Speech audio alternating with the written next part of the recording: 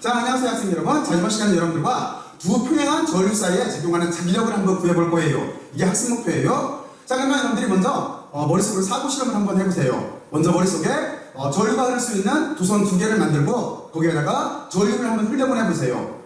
다들 흘렸어요? 자, 그러면 이 두 도선은 어떻게 힘을 받을까? 물론 이거를 자기장과 연관시켜서 한번 머릿속으로 상상들을 해보세요. 이해갔죠? 그러면 먼저 생각해야 될 거는 일단 어떻게? 전류의 방향은 두 가지가 되겠지? 도선이 이렇게 두 개가 있다면 전류의 방향이 같을 수도 있고 전류의 방향이 서로 반대일 수도 있어요. 이해들 갔죠? 그러면 잘 이해를 했을 거라고 생각을 하고 자, 지금부터 이를 좀 더 구체화시켜서 한번 생각들을 해보죠. 먼저 저는 일단 이해하기가 쉽게 이렇게 도선 두 개를 준비를 했고 전류의 방향은 이렇게 같은 방향, 여기를 A도선, B도선이라고 하고 여기에 흐르는 전류를 I의 A라고 하고 B도선에 흐르는 전류를 I의 B라고 할게요. 그리고 두 도선 사이의 거리는 이렇게 D만큼 떨어져 있다고 하고 도선의 여기 길이라고 하는 자체는 그냥 L이라고 이렇게 정할게요. 이해들 갔죠? 자, 이런 경우에 우리는 먼저 지금 구하려고 하는 목적이 뭐냐면 두 도선 사이에 작용하는 힘이에요. 자, 그러면 먼저 어떤 걸 상상하는 게 쉬울까? 맞아요. 아까 제가 자기장과 연관시켜서 생각을 해보라고 했죠? 쉽게 생각하면은 여러분들이 도선 주위에 낮은 편을 배열해보면은 이 도선 사이에 힘이 작용한다는 걸 알 수가 있어요. 그리고 그 힘은 두 가지가 있겠지? 하나는 인력이 될 수도 있고 전류 방향에 따라서 또 하나는冲力이 될 수도 있어요. 자, 그러면 지금 같은 경우에는 인력일까冲力일까 하는 거를 한번 그림으로 먼저 한번 그려볼게요. 이렇게 생각하면 쉬워요. 자, 그러면 여러분들이 여기 A라고 하는 도선, 여기를 도선 A, 이거를 도선 B라고 할게요. 자, 그러면 도선 A에 여기에 도선 B라고 이렇게 해놓고 나서 도선 A 주변에 나침판을 배열했다고 생각을 해봐요. 그러면은 일단은 틀림없이 이렇게 될 거야. 이 주변 공간에 이렇게 전류가 흐르니까 손가락으로 이렇게 잡은 방향으로 자기장이 형성이 될 거예요. 그러면 자기장 방향이 이렇게 하얀 시간에 어떻게 이런 방향으로 형성이 될 거야. 그러면 나침판은 여기서 나침판 배열은 어떻게 되겠어? 나침판이 만약에 처음에 이렇게 색깔로 구별을 할게요. 이렇게 배열이 됐다고 한다면 경로대로 쭉 따라가 보면 알아요. 여기는 이렇게 될 테고 이 점은 나침판이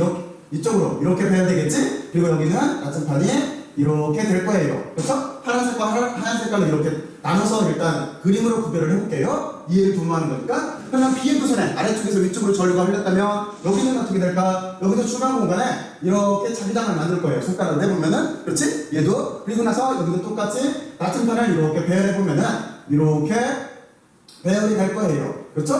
자, 그리고 이쪽 뒤쪽은 여기도 뒤쪽이에요. 이렇게 배열이 되고 여기도 이런 모양으로 이렇게 색깔별로 배열이 될 거예요. 그래서 만약에 지금 이 경우를 비교를 해보면은 만약에 파란 색깔로 칠하는 극을 N극이라고 하고 이쪽을 하얀 색깔 부분을 S극이라고 한다면 지금 여기는 나침판이 이렇게 된 거겠지? 여기는 N극과 S극이 된 거고 이쪽을 보게 되면은 도선 A는 N극과 S극이 된 거예요. 그럼 서로 어떻게 되겠어?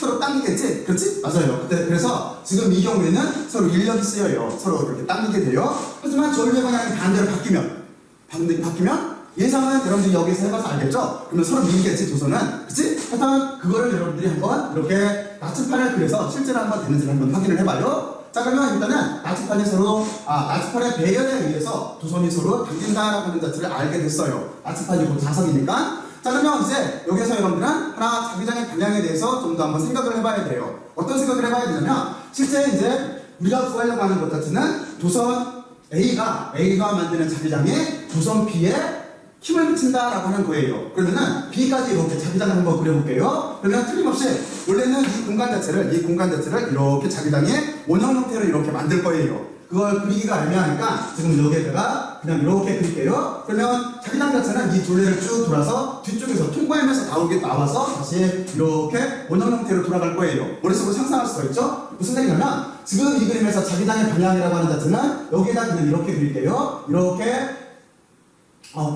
어떻게?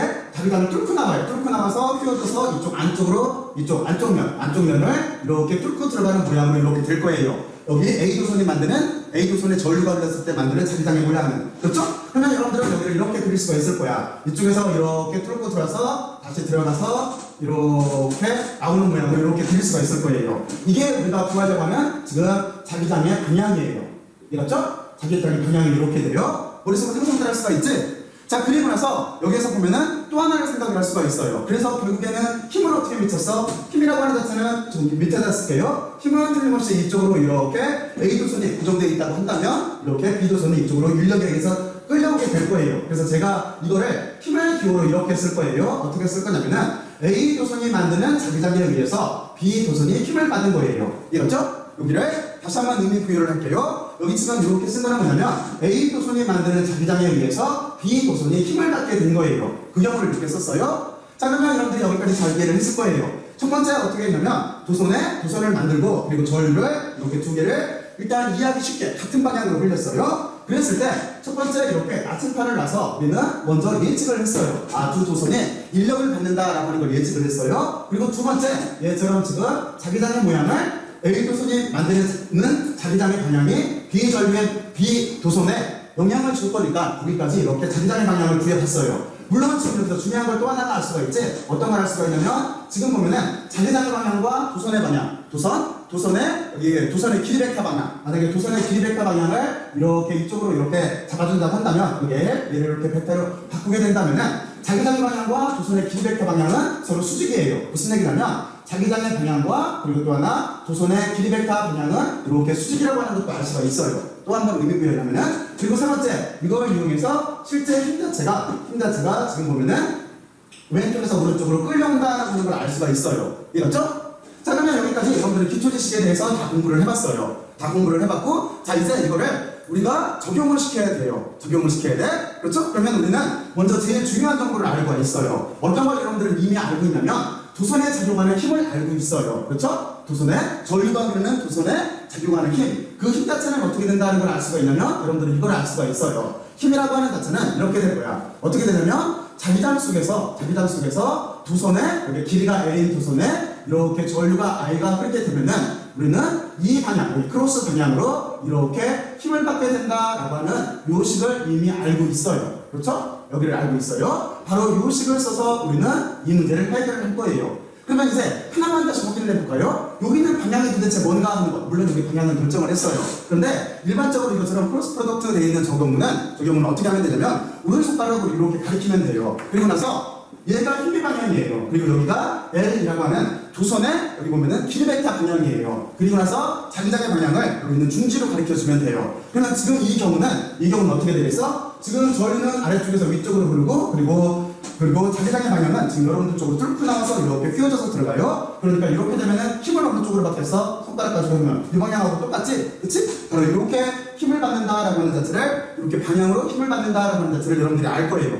그러면 자, 여러분들은 이미 이 식을 이용해서 이제부터 전개를 하면 돼요. 그런데 우리가 도선 A가 만드는 자기장에 의해서 도선 B가 받는 힘을 계산을 해야 되는데 이걸 계산하려고 하다 보면은 여기 자기장이 있어요. 그래서 먼저 여기에는 자기장을 이렇게 먼저 계산을 해줘야 되겠지? 그렇지? 그래서 첫 번째 우리가 계산할 거는 이렇게 자기장이에요. 자기장이 도대체 얼마인가 하는 거를 먼저 계산을 해줘야 돼요. 그런데 한 가지를 생각을 해봐야 돼요. 여기 도선은 자기장인데 지금 크기로만 계산을 할게요. 크기로만 벡터를 이렇게 뺄게요. 그리고 나서 이 도선에 받는 자기장은 도대체 A도선이야 B도선이야? 그렇죠? 지금은 우리가 구하려고 하는 거는 A도선이 내는 자기장, 여기 파란 색깔로 그린 얘를 먼저 구해야 돼요. 얘가 뜻하는 거는 그렇죠? 그러니까 도선 A가 만드는 자기장을 먼저 계산을 해줘야 돼요. 그러면 자기장을 계산하려면 그 다음에 어떤 식을 써야 돼? 어떤 법칙을 이용해야 돼? 이렇죠? 이건 아주 간단해요. 자기장을 계산하려면 우리는 암페어 법칙을 이용을 해야 돼요. 그러면 또 하나를